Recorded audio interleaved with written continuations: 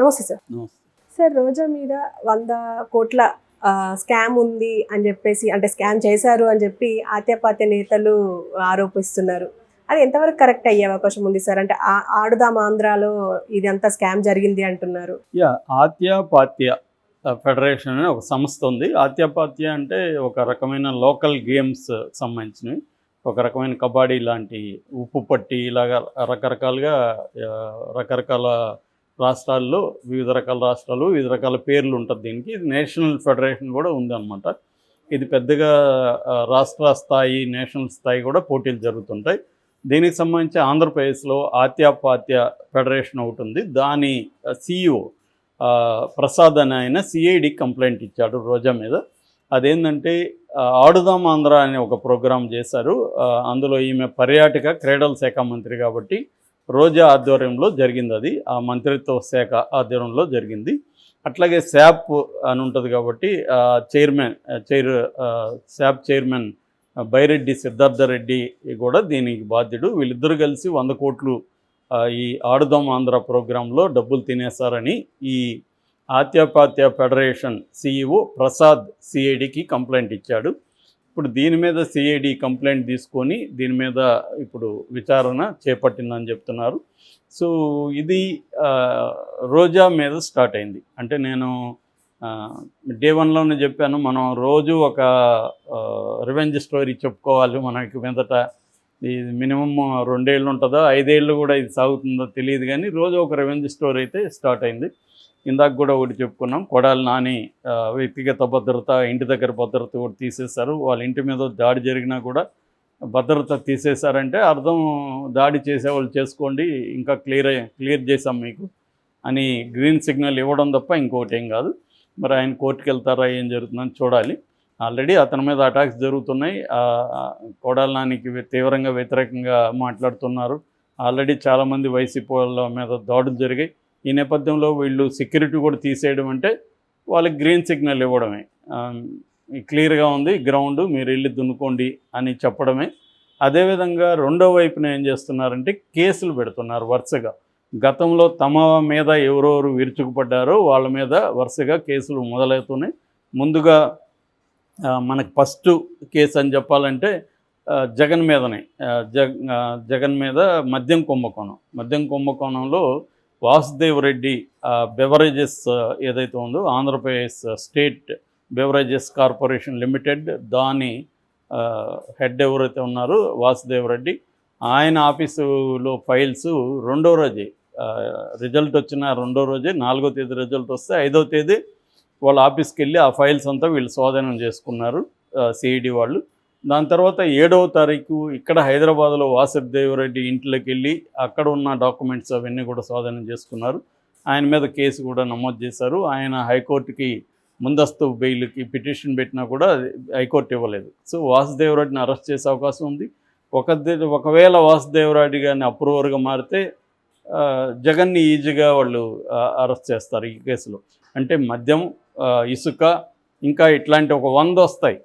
ఏది ఇట్లా ఆడుదాం అంటే జగన్ ప్రభుత్వంలో చేసిన ప్రతి స్కీములో కూడా స్కామ్ ఉందనేది మనకి ఇప్పుడు రాబోతున్నాయి. మనం రోజుకి కనీసం 2-3 చెప్పుకోవాల్సి వచ్చే పరిస్థితి ఉంటుంది. సో ఇప్పుడు రోజా మీద వాళ్ళు స్టార్ట్ చేశారు. వాళ్ళ టార్గెట్లో కొడాలి నాని, వల్లభనేని వంశీ, రోజా ఇలాంటి వాళ్ళు, అంబటి రాంబాబు, పేర్ని నాని ఇలాంటి వాళ్ళు వరుసగా ఉంటారు. ఆల్రెడీ బొత్స మీద ఇంకో కుంభకోణం, టీచర్ల బదిలీ కుంభకోణం బొత్స మీద స్టార్ట్ అయింది. ఇప్పుడు రోజా మీద ఈరోజు స్టార్ట్ అయింది. మామూలుగా వీళ్ళ ప్యాటర్న్ ఎలా ఉంటుందో కూడా నేను చెప్పాను. తెలుగుదేశం కూటమి ప్యాటర్న్ ఎలా ఉంటుందంటే ప్రత్యర్థుల మీద కేసులు పెట్టే విషయంలో ఎవరో ఒక అనామక ఆర్గనైజేషన్ నుంచి ఒకరు కంప్లైంట్ ఇస్తారు.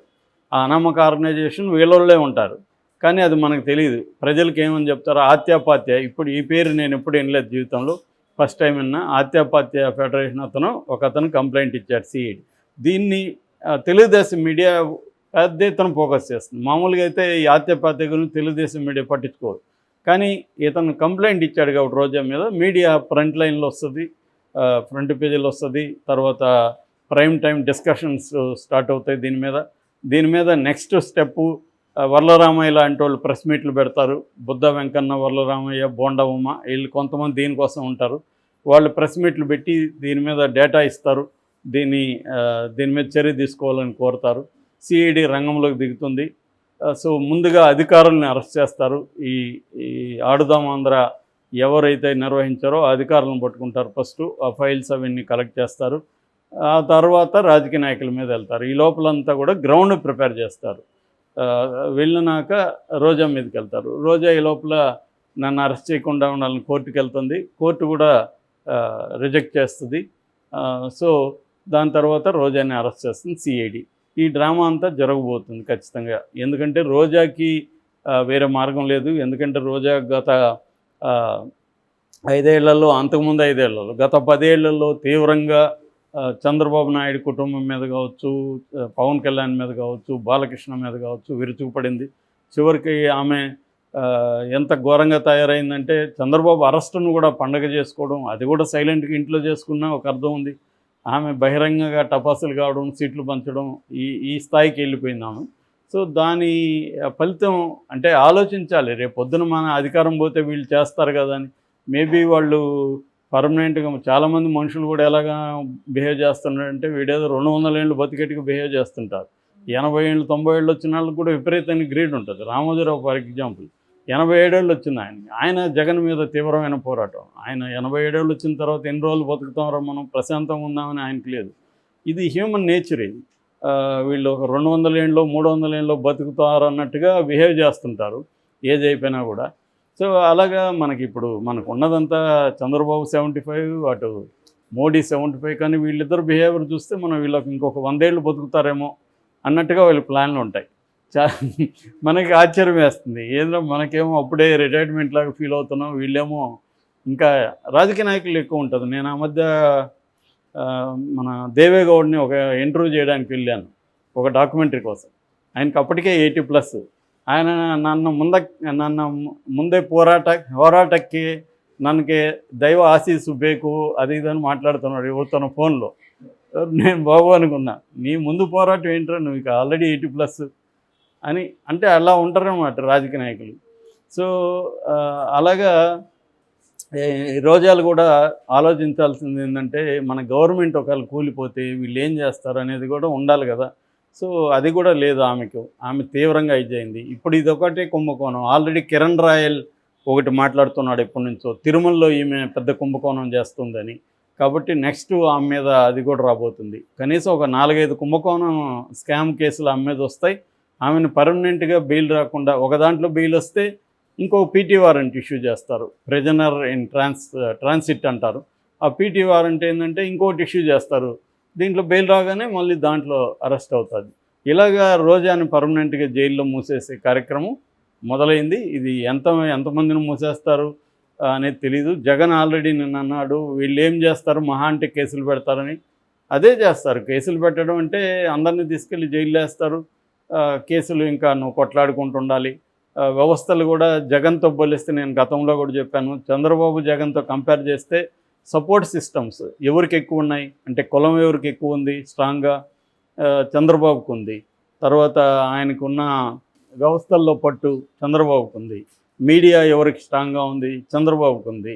పార్టీ స్ట్రక్చర్ తీసుకుంటే ఎవరికి స్ట్రాంగ్గా ఉంది, చంద్రబాబుకు ఉంది.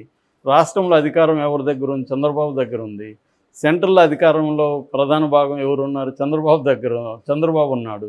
ఇలాగా ఒక 5-6 రకాల సపోర్ట్ సిస్టమ్స్ చంద్రబాబుకు ఉంది. జగన్కి ఈ కొంత సిస్టమ్స్ ఉన్నాయి, లేవని కాదు, కానీ అవన్నీ వెరీ వీక్గా ఉన్నాయి. సో ఇప్పుడు ఖచ్చితంగా జగన్ అండ్ టీం ఎవరైతే ఉన్నారో వాళ్ళు తీవ్రమైన నిర్బంధాన్ని, తీవ్రమైన ఇబ్బందుల్ని ఎదుర్కొనే అవకాశం ఉంది. దీనివల్ల మనకేంటి, మనం వేడుకు చూద్దామని అందుకోవచ్చు, కానీ అలా ఉండదు. కక్ష సాధింపు అనేది రేపొద్దున వాళ్ళు కూడా తిరగబడ్డము, గ్రౌండ్ లెవెల్లో, స్ట్రీట్ లెవెల్లో వైలెన్స్లకు దారితీయడం, దీనివల్ల శాంతి భద్రతలు అనేవి దెబ్బతింటుంది. ఇదే విషయాన్ని షర్మిల కూడా మొన్న ఒక మంచి లెటర్ రాసింది ఆమె. మీరు విజ్ఞతతో ఆలోచించాలి, సంస్కారాన్ని ఉపయోగించండి, ఈ విసిఎస్ సర్కిల్లోకి వెళ్ళకండి. వాళ్ళు చేశారని మీరు చేశారని వాళ్ళు ఇలా వెళ్ళకండి. మీరు మంచి సంక్షేమాన్ని, అభివృద్ధిని అందించండి, శాంతి భద్రతలను ఇవ్వండి అనేది ఆమె చెప్పింది. అది కానీ వినేవాళ్ళు ఎవరు లేరు ఇక్కడ. చంద్రబాబు కూడా వినే విధంగా కనబడలేదు. ఇటు పవన్ కళ్యాణ్ స్పీచ్లు ఇస్తాడు కానీ యాక్షన్లో ఉండడు.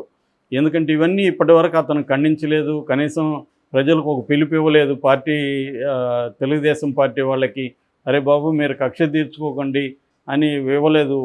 వాళ్ళకు మాత్రం చెప్తున్నాడు.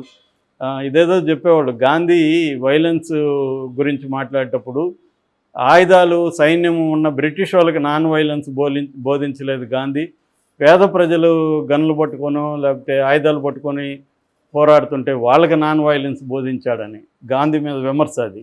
అలాగా పవన్ కళ్యాణ్ కూడా ఎవరైతే పవర్ఫుల్గా ఆయుధాలు పట్టుకొని ఇంకోటి పట్టుకొని దాడులు చేస్తున్నాడో వాళ్ళకి బోధించట్లేదు, లేని వాళ్ళ దగ్గర బోధిస్తున్నాడు. సో ఇది ఎక్కడికి దారితీస్తుందనే చూడాలి. నిజానికి వైసీపీ అరాచకాలకు వ్యతిరేకంగా ఓటు వేశారు, వీళ్ళని ఎన్నుకున్నారు. వీళ్ళు ఇప్పుడు నిరూపించుకోవాలి, మేము జగన్లాగా కాదు, మాకు రివెంజ్ లేదు, మాకు ప్రజల భవిష్యత్తు వాళ్ళ అభివృద్ధి ముఖ్యమని చంద్రబాబు నిరూపించుకోవాలి. కానీ నిరూపించుకునే పరిస్థితి అయితే నాకైతే కనిపించట్లేదు.